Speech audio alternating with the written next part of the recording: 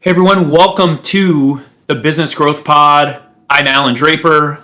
I'm glad you joined me today. I am going to be doing a solo episode and just sharing a few thoughts that are near and dear to my heart, especially just recently. So, a lot of you know that I've been working on an investment property in Naples, Florida, and we basically built a custom home there. And it's been a process. We started working on it in probably February or so. And so about a little over 7 months ago. And we just closed on the property about a week and a half ago. I was there for a week with a couple of the other investors. And we were putting together the house, getting the furniture, doing all that stuff that's required to get it ready to go. And fast forward, a week and a half or so, 2 weeks to yesterday, and Hurricane Ian hit. And it originally, I thought it was going to miss us. I thought it was going to be north of us, closer to Tampa. But it didn't. It hit Naples and the coast right there, a couple hours south of Tampa, pretty hard. And as time went on, it became more clear that the opportunity, the likelihood of severe damage to our new home was very likely. And I think this brought some mixed emotions, and I was trying to document what was happening a little bit on my Instagram and kind of just going through the thought process of what it's like to be a real estate investor and a business owner, an entrepreneur. And so I have a few thoughts that I wanted to share about what it takes to, one, invest in real estate, two, own a business, and how those things are very closely related. And the interesting thing is, as Hurricane Ian was just going crazy, just dumping large amounts of water in the streets and flooding areas all around me, I started watching videos. And we were trying to find the cameras in our house. They went out, and we're still trying to get them back. And we don't know if it was a power issue or an internet issue or what, but we lost them. And so we were relying on people, our neighbors and people in our neighborhood, to update us, because they couldn't leave their homes, obviously, during the hurricane, and all these things were happening. But we were trying to get as close as possible to where our house is to determine the amount of damage that had happened. So at one point, someone shared a Ring doorbell video that was just up our street, and I shared it on my Instagram stories, and there was this guy on a wave runner that was just cruising right up our street. And so and he was in, several feet of water above the street. So I saw that. I knew it was on my street or really close to my house. We were still trying to figure out exactly where it was, but I just figured, our house is going to be underwater. And we just put, it's a custom home, and so it has like really, really expensive custom hardwood in it. And for some reason, that was the thing we kind of kept coming back to, is like the amount of work that hardwood and the flooring and all the furniture that we just, spent a week and a half putting together, getting in the house and all those things. Just the work. It wasn't necessarily the money. And when I talked to people about it or shared on my social media images or even the video of the guy on the wave runner going up the street, it became clear that people were very, very concerned for me, which I really appreciate. It was, there was this outpouring of love, but I got to the point where it seemed like it affected them more than it was affecting me. And because it was affecting them, it seemed like on a greater level, then it started to affect me even more than it had originally affected me. And people were like, Allan, do you guys have insurance? You have flood insurance? And it's like, of course, yeah, we have all those things. And it wasn't really, there would have been some minor financial loss, probably just, deductibles and, certain extraneous costs traveling out there, whatever. But it was more about the work from my perspective. It was more about, okay, this is going to take time out of my day. Just talking about it, just worrying about it, just wondering what's going on there is taking time out of my day. And I'm not able to be productive with other things. As we were kind of in limbo with the severity of the damage, I was recording a podcast episode, and prior to hitting the record button, I mentioned to my guests, like, hey, I might be talking about this a little bit because it's at the forefront of my mind. And I didn't during the recording. And it was actually really refreshing. He and I just had this really good conversation about building businesses and the experience of an entrepreneur. And I didn't think about the house at all. And it was very refreshing. So the end of the story with the house, just to kind of sum up what actually happened, an hour or 2 or 3 after the hurricane kind of passed through, the builder of our house was in the neighborhood. We asked him to stop by and take some photos. And he went to the house, inspected it, took some photos of the inside, and it was completely dry. And I don't know how that happened. We're still trying to figure it out. There's a marina probably 100 yards or less just to the west of us. And then just on the other side of that marina is Vanderbilt Beach. And I've seen videos and photos from our neighborhood, and it seems like, and we're kind of in the middle-ish of the neighborhood, and when you're in my neighborhood, it's completely flat. You don't go up any hills or anything. It's completely flat. At least it feels like that.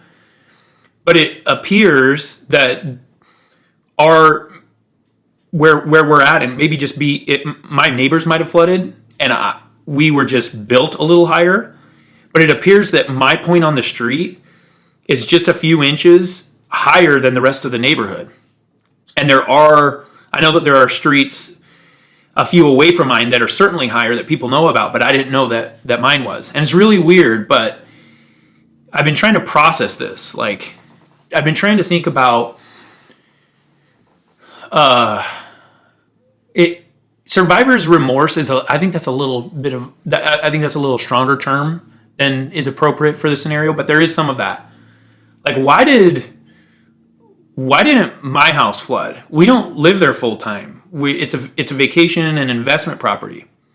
There are people that live in that neighborhood and that live in Naples that's where they live and work. And I've seen these videos of their furniture floating around in their living rooms.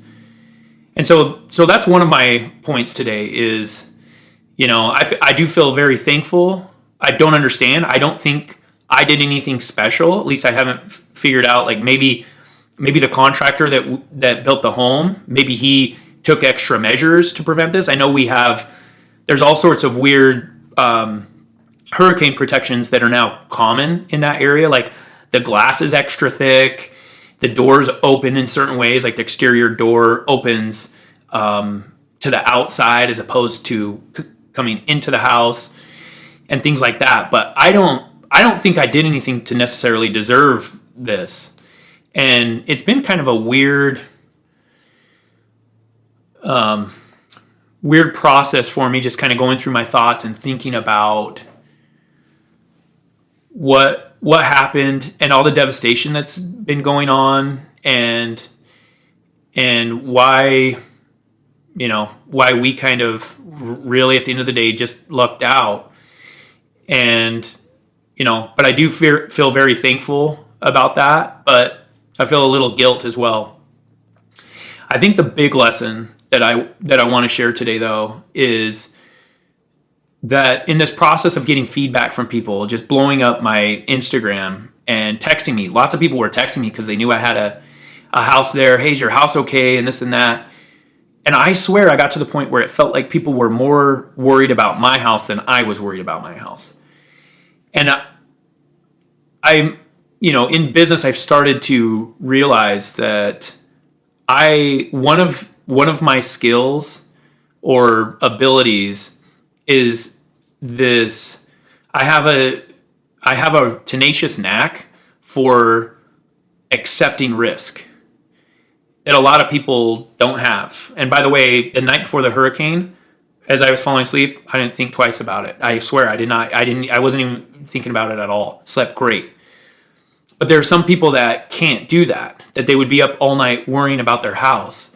So a couple of weeks ago, I dropped an episode that we'll share in the show notes where I talk about this concept from Stephen Covey's 7 Habits of Highly Effective People that involves kind of these two circles, this analogy that he uses of what affect our life. And our circle of influence includes things that we have control over. Our circle of concern is everything that affects us. So for example, Hurricane Ian is a perfect example of this, right? So within my circle of concern it was just how I responded. We got to the point where we were talking about what we could do. No one could really leave their house. We tried to put away as much furniture as possible. And we just got to the point where it's like, there's nothing we can do. So that was my circle of concern. We got to the point where it's like, hey, we did what we could. There's nothing we can do. What is left is how we react to it. Now, the circle of influence was much larger, right? The hurricane was, passing through. And in his book, Stephen Covey talks about how the most successful people are able to spend their time focusing on their circle of concern, the things that they have control over, and that by spending that time focusing on the things that they have control over, they're able to expand the number of things that they can affect, and they limit how the circle of influence, the things that affect them that don't have control over them, they're able to limit the material effect that those things have in their lives. So the moral of the story is this. If you want to invest in real estate, if you want to invest in a business and be an entrepreneur, you have to be okay with risk. And by be okay with risk, I don't just mean you have to be willing to take risk. You have to be able to not let it consume you. You have to live within your circle of concern and not just your circle of influence. You have to live and focus on the things that you can control and not spend time living and focusing on things that affect you that you cannot control. And in order to be successful in business, you have to be able to do that at greater and greater risk depths. So if the risk is greater, you have to really push yourself to understand that there's things that you're not going to be able to control, but you're going to take the risk anyway. And with this whole Hurricane Ian thing and our new vacation property in Naples, I learned just mostly, again, by how people were reaching out to me and how emotional and how upset they seemed to be. I learned that that's one way that I'm a little different. And that has helped me to embrace new endeavors and new challenges and especially to try new things. This experience isn't going to make me question new endeavors. It's actually going to give me a reason to try them. Because it's like, look it, brand new, several $1 million house, hurricane comes through the week after. How did I respond? So, and don't get me wrong, I make mistakes with all sorts of things, even in this area. But at the end of the day, I was able to match the advice from this book with a very practical application of, to some extent at least, focusing on what I could control and not focusing on the things that I couldn't control.